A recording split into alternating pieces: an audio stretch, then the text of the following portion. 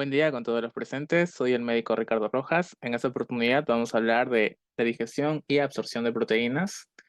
Sin más, bienvenidos a Ciencia de Kabul. Para poder entender cómo es que las proteínas que ingerimos ingresan hasta nuestras células, tenemos que conocer los compartimientos por los cuales pasan los alimentos. El primero de ellos, y muy importante, el estómago.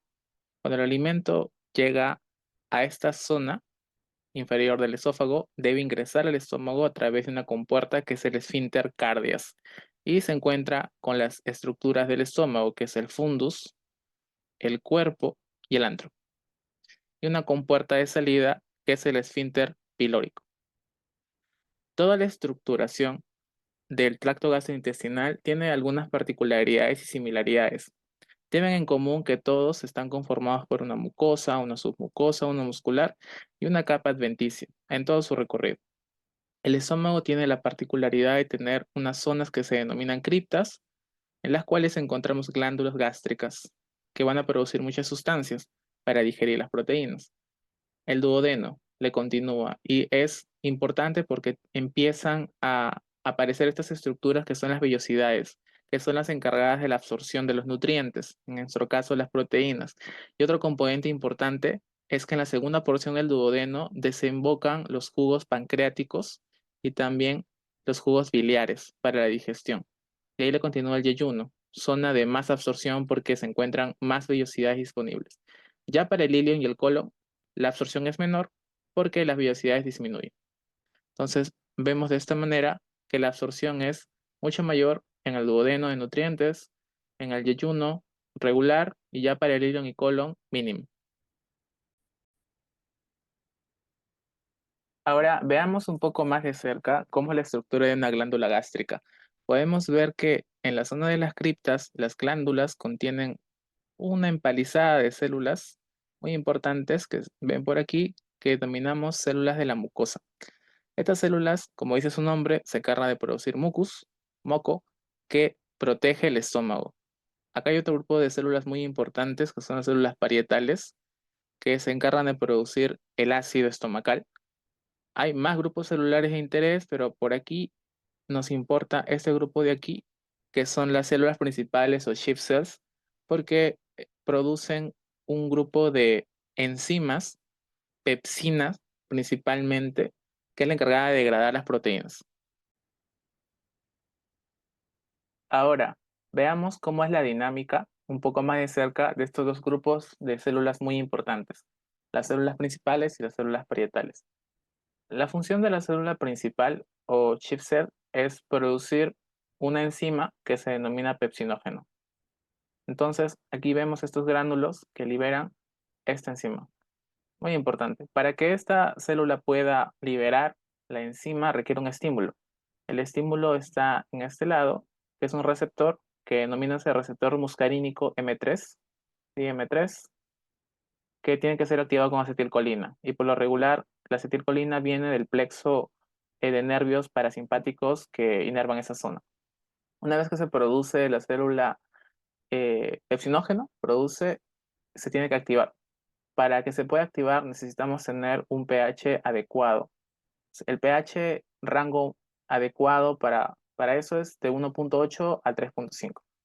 Para que podamos conseguir ese pH óptimo y poder digerir una proteína, la célula parietal, que es el otro grupo importante, tiene que producir ácido clorhídrico, ¿no? Entonces, aquí tenemos otra célula que participa, muy importante, por la producción de ácido, ¿no?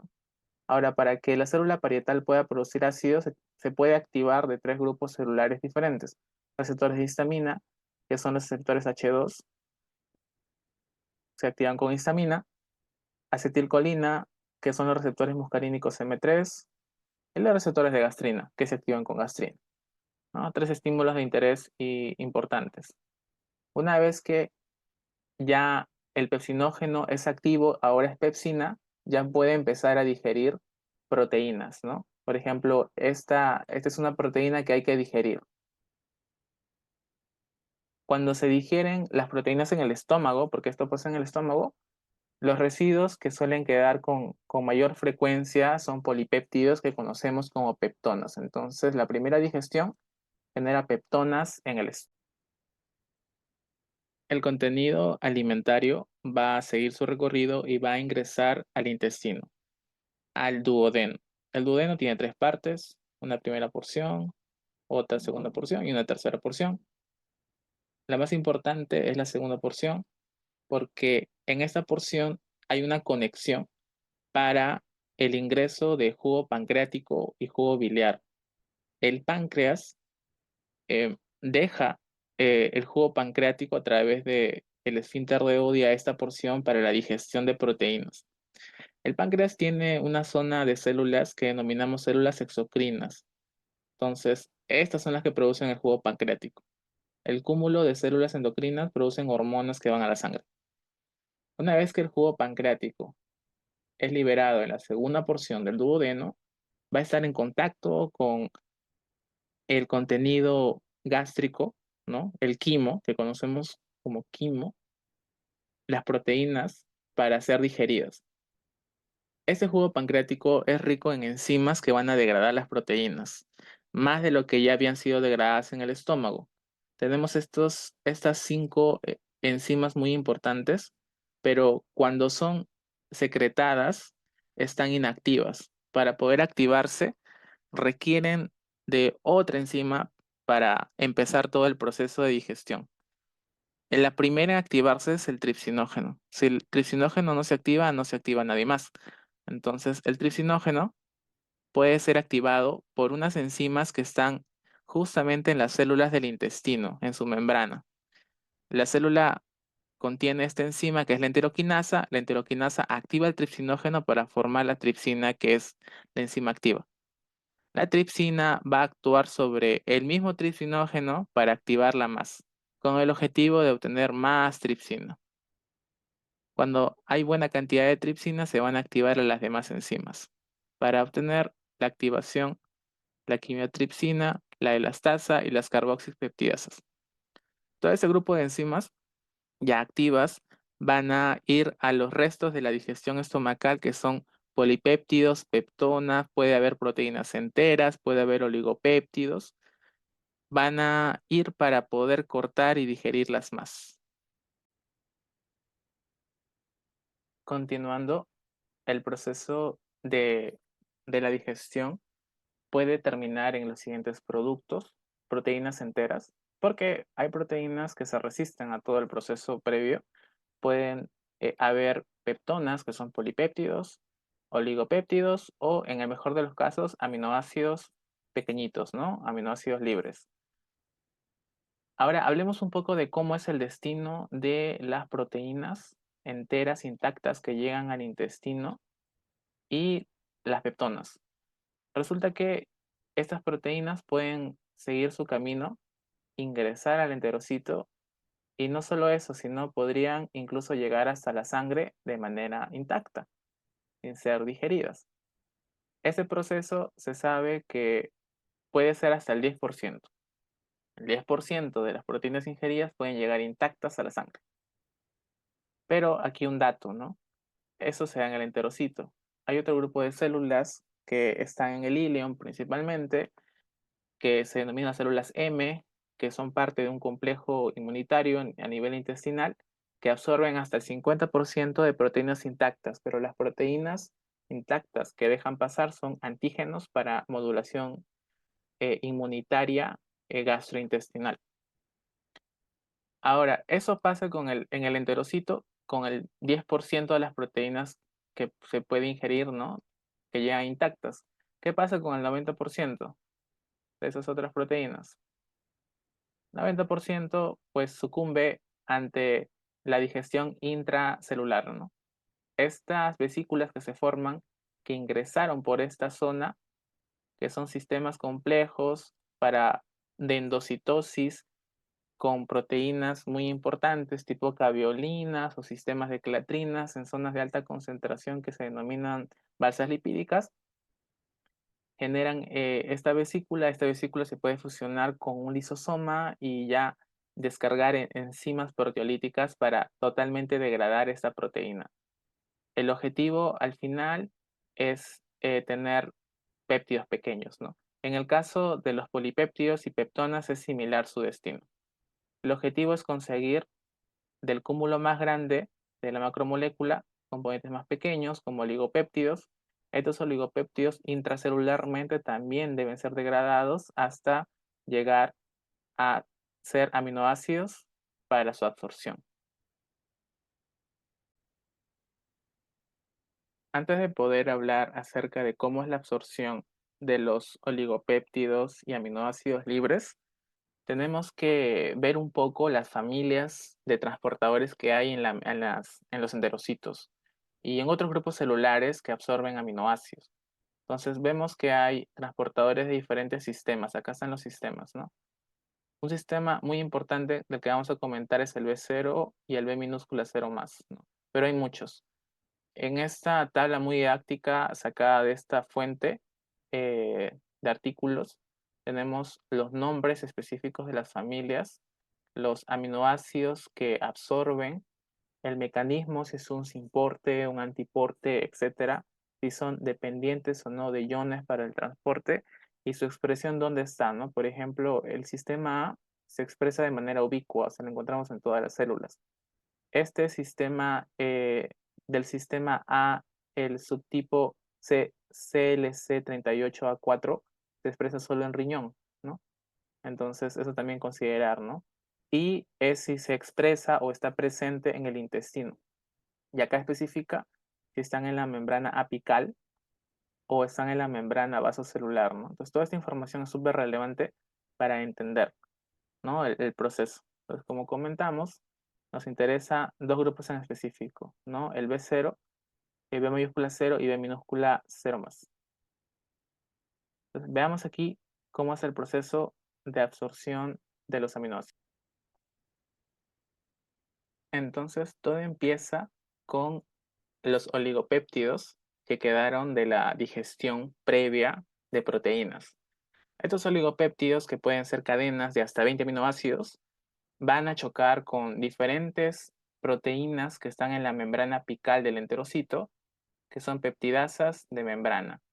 Van a ir chocando uno a uno hasta hacerse más pequeños. Entonces aquí vemos que este oligopéptido se está volviendo más pequeño al interactuar con las peptidasas, ¿no?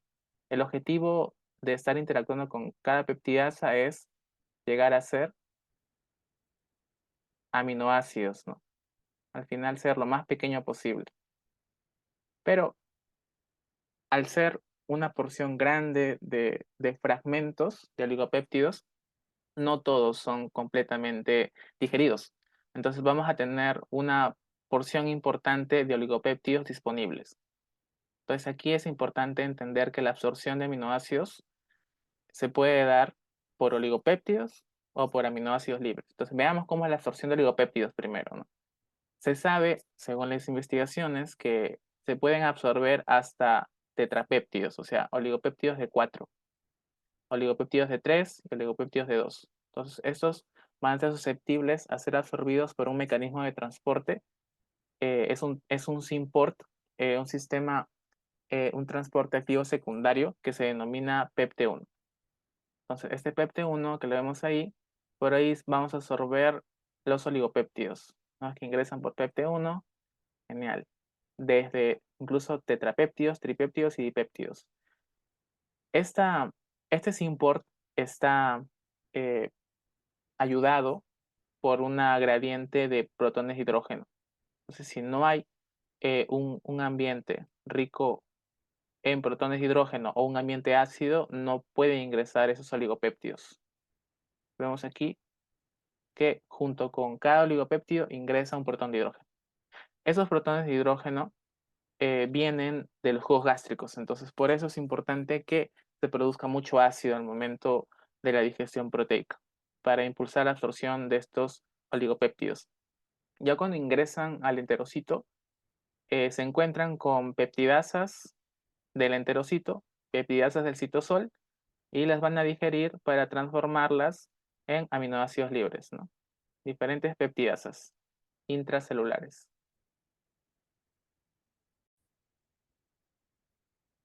Sin embargo, para que este sistema de absorción de oligopéptidos funcione bien, depende de otros dos sistemas más.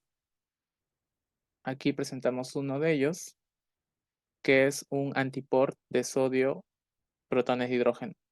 Entonces, una gradiente de sodio que viene del intestino mantiene también en la parte luminal protones de hidrógeno, ¿no?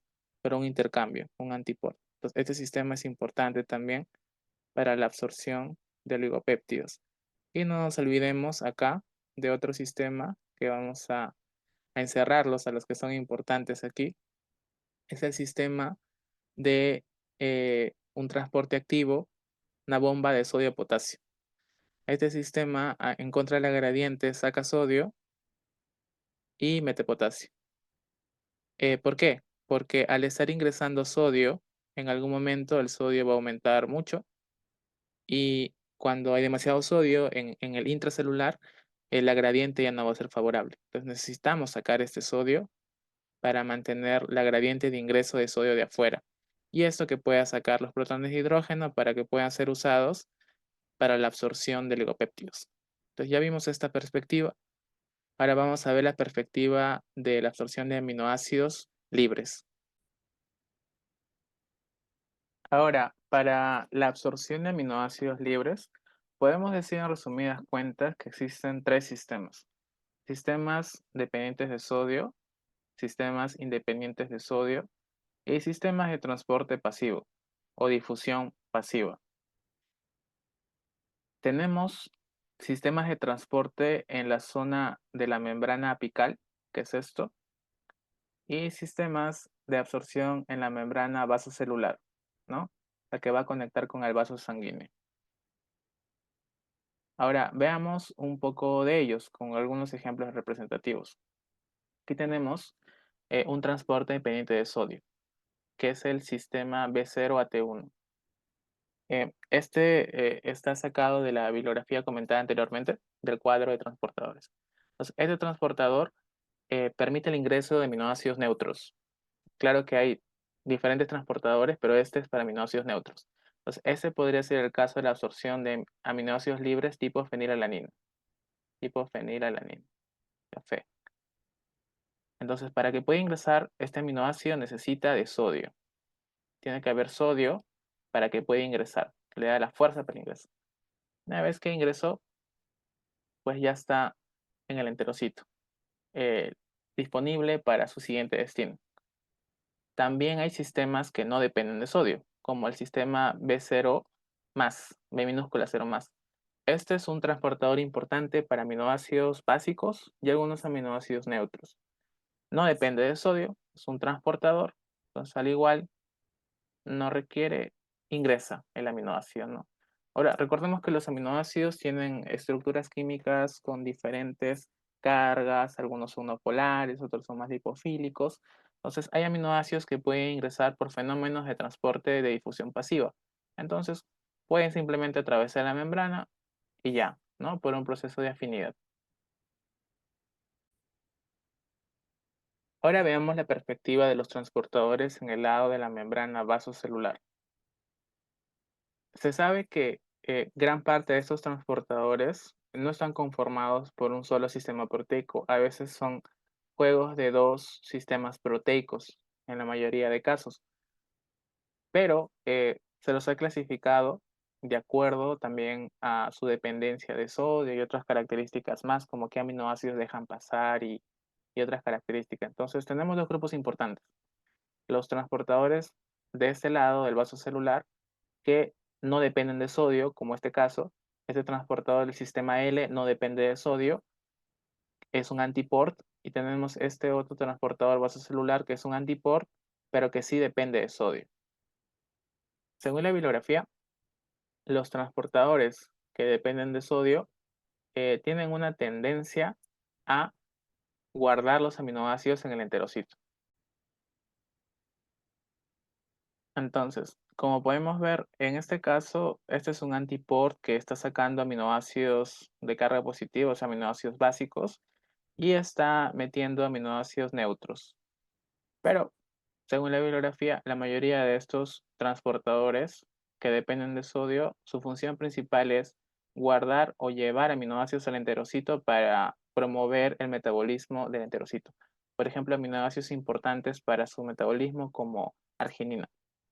En el caso del otro sistema que no depende del sodio, su tendencia principal es a sacar aminoácidos para que vayan al vaso sanguíneo, a la sangre, y puedan ser llevados a las células, ¿no? Como el caso de este sistema L de transportadores, ¿no?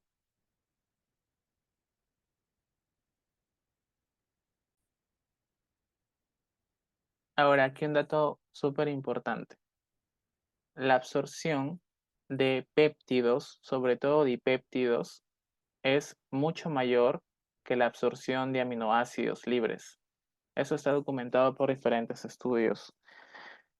Entonces, la absorción mediada por estos transportadores PEPT1 resulta ser en muchos casos más eficiente que la sola absorción de estos otros grupos de transportadores dependientes de sodio, independientes de sodio. Este conocimiento es súper importante porque hay enfermedades médico-nutricionales en las cuales el entendimiento de esto puede ayudar a tener soluciones, ¿no? O se usan de manera cotidiana para el tratamiento de las mismas. Hay una enfermedad en la cual ese transportador, el sistema B0, está afectado, que es la enfermedad de Harnup, en la cual, como ese transportador está afectado, no puede ingresar aminoácidos neutros, por ejemplo, el caso que comentamos de la fenilalanina. Fenilalanina no puede ingresar. Y al no ingresar, no va a poderse producir los productos de la fenilalanina que son importantes para el cuerpo. Entonces, una manera de sobrellevar eso es darle al paciente péptidos, ¿no? Dipéptidos que contengan fenilalanina y otro aminoácido para que puedan ingresar por este sistema, el sistema de transporte de péptidos, oligopéptidos. Otro caso también es la enfermedad cistinuria, en la cual este transportador, el B minúscula 0 más, también está afectado. Entonces no se puede permitir el ingreso de algunos aminoácidos básicos como la arginina y otros más. Igual tiene afectaciones para el metabolismo celular y la salud humana. Entonces también se puede de alguna manera remediar o sobrellevar con la ingesta o la introducción de péptidos, dipéptidos principalmente, que contengan estos aminoácidos en su estructura. Y de esa manera poder ayudar al pacientito. Bueno, sin más, esta es la bibliografía usada para la charla presentada. Libros muy buenos, se los recomiendo, ¿no? Para mí uno de mis favoritos actualmente es este de Boron y Kersibón de histología, que es bastante detallado en la composición celular de los tejidos. Y bueno, sin más, agradecer a todos por su tiempo. Esta es Ciencia de Kabul. Espero la información les sea de utilidad. Denos un like y síganos. Muchas gracias y buen día a todos.